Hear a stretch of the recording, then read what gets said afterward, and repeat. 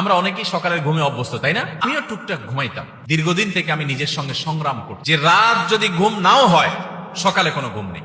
এবং আলহামদুলিল্লাহ বহুদিন পর্যন্ত আল্লাহর তৌফিকে আমি ঘুমাই না। যত কষ্ট হয় হোক, সকালে কোনো ঘুম নেই। সকালে কাজ, সকালে আমল, সকালে কোনো ঘুম নেই। সকালে আপনি ব্যবসা করবেন, ব্যবসা আল্লাহ বরকত দিবে। চাকরি করবেন, চাকরিতে আল্লাহ বরকত দিবে। পড়ালেখা করবেন, সেখানে আল্লাহ তাআলা বরকত দিবে। আপনি যে কাজ করবেন, সে কাজে বরকত হবে। আর যদি ঘুমায় থাকেন, তাহলে অলসতা বরকত হবে। জীবনের বরকত ধ্বংস হয়ে যায়, প্রোডাক্টিভিটি নষ্ট হয়ে যায় এই সকালের ঘুম। আমাদের দেশে বেশিরভাগ মানুষের অভ্যাস এখনো সকালে ঘুমানো, ঠিক না বেঠিক? শহরে তো শহরে, এমনকি গ্রামে এখন মানুষ সকালে 9টা 8টা 9টা পর্যন্ত ঘুমায়, ঠিক না বেঠিক?